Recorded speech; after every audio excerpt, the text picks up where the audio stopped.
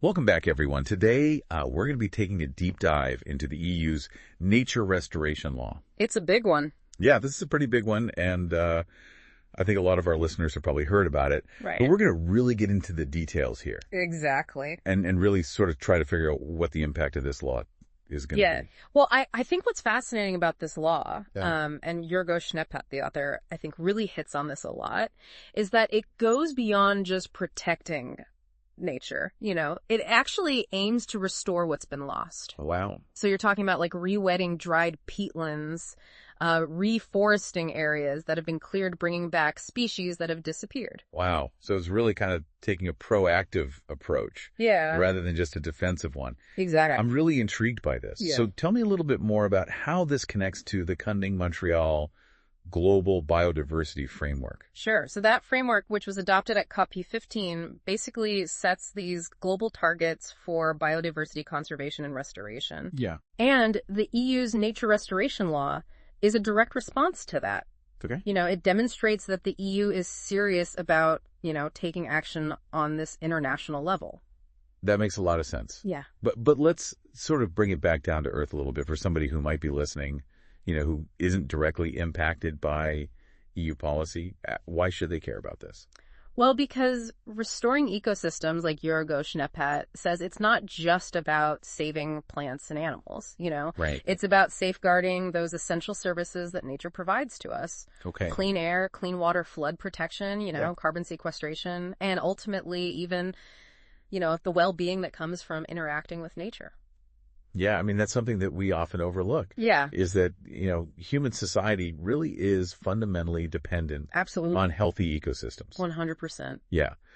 So it sounds like you're saying that this is really kind of a holistic approach Yeah, to the problem. for sure. So give me an example of how this might actually play out, Okay, so for example, the law mandates that at least 20% of the EU's land and sea areas need to be restored by 2030. Wow. So that's a huge amount. Yeah. So imagine like vast stretches of grained peatlands in Ireland, for example, Okay. which are currently, sources of emissions Yeah. transforming back into vibrant carbon sinks, capturing CO2 from the atmosphere.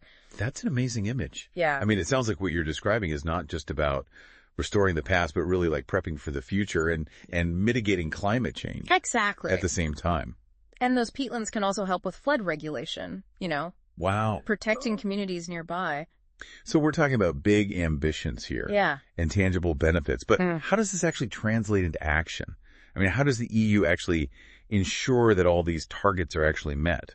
So the law sets up a framework where each member state has to come up with a national restoration plan. Okay. And these plans will include specific targets, timelines, and measures for restoring different habitats. So it's like a blueprint, but tailored for each nation. Exactly. But I mean, with 27 different member states, I mean, that's got to be a huge coordination challenge. Oh, absolutely. Right.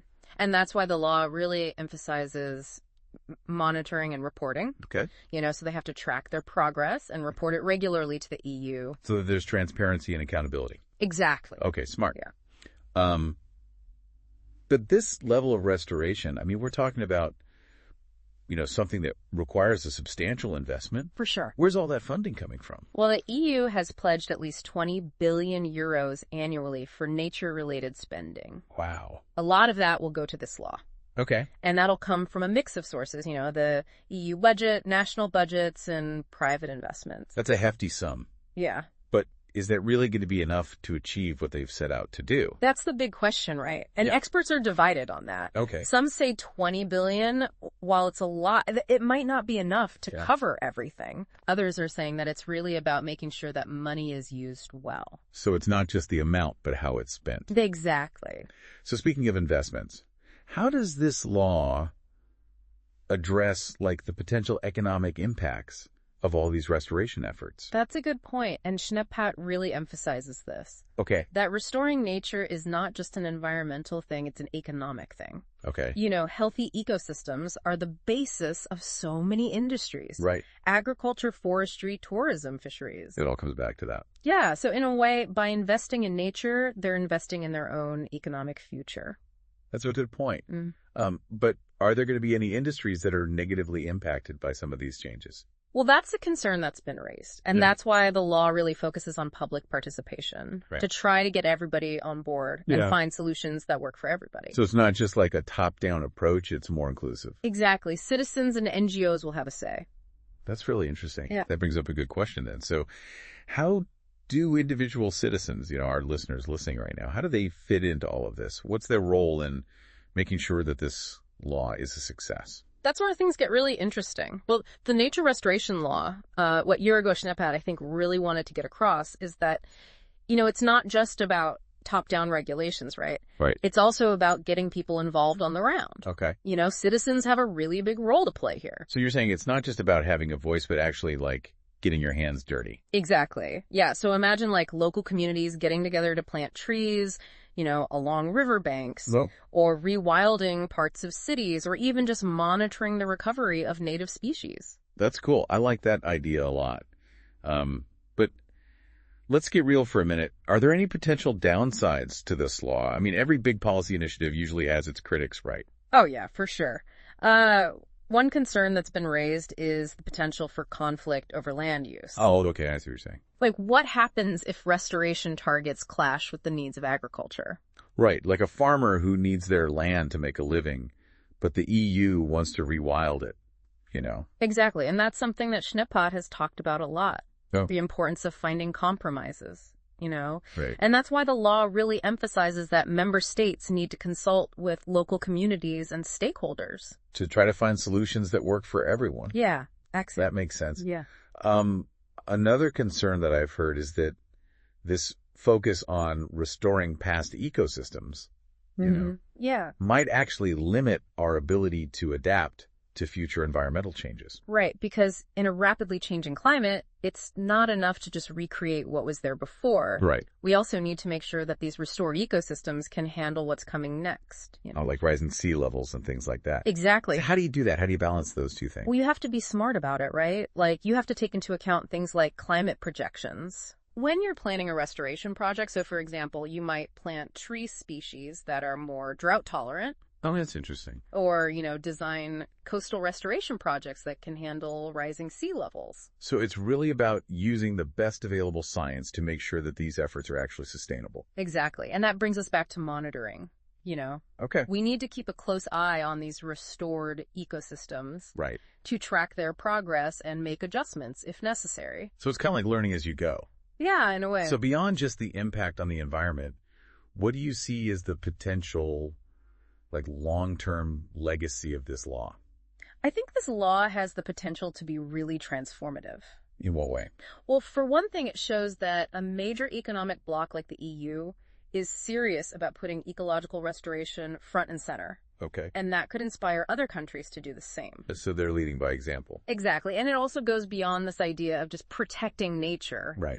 To actually restoring what we've lost. Which is a big change. Yeah, and maybe most importantly, it highlights how connected our well-being is. As humans. Yeah, to the health of the planet. So it's not just about saving the planet, it's about saving ourselves. Exactly. Wow, that's really powerful. So ultimately, how successful do you think this law will be, and how do you think it's going to shape the future of Europe's landscapes? Well, those are big questions, and I think we need to explore those a little bit further. Okay, so we've talked about the specifics of this nature restoration law, the targets, funding, the potential for conflict.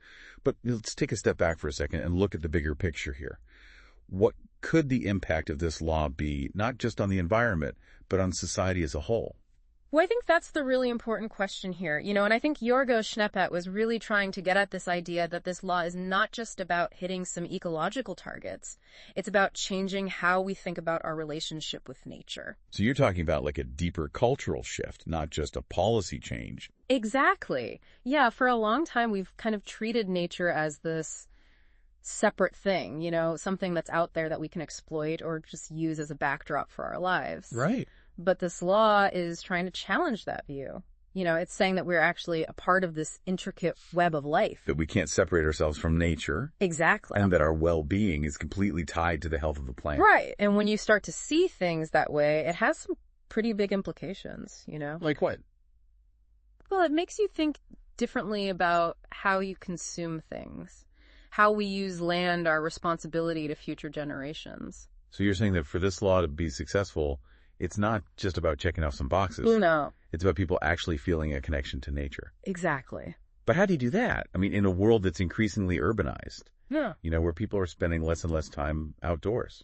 That's a tough one, and I don't think there's any easy answer, but I think education's a big part of it. Yeah. Teaching kids from a young age about the importance of biodiversity, how ecosystems work, the impact that our choices have on the planet. So starting early. Yeah, and creating opportunities for people of all ages to actually experience nature firsthand. Mm-hmm. Think about urban green spaces, community gardens, restored wetlands that are open to the public places where people can really see and feel the beauty of nature. To get that sense of wonder back. Exactly. And I think when people feel that connection, when they understand how important nature is, not just in some abstract way, but in their own lives, right, they're more likely to want to protect it, to restore it. It's not just about saving the planet, it's about saving ourselves. Right. It's personal. I like that. So the nature restoration law is really about bringing people back to nature. Yeah, it's about recognizing that we're all part of this thing, and that we have a responsibility to take care of it. That's a powerful message, and I think it's something that we all need to hear. So to our listeners out there, we'll leave you with this thought. The nature restoration law is a big step forward, but whether it's successful or not really depends on all of us. It's about changing our hearts and minds, about rediscovering our place in nature, not as conquerors, but as caretakers, as stewards of this amazing planet that we all share. Thanks for joining us on this deep dive. Until next time, keep learning, keep questioning, and keep exploring.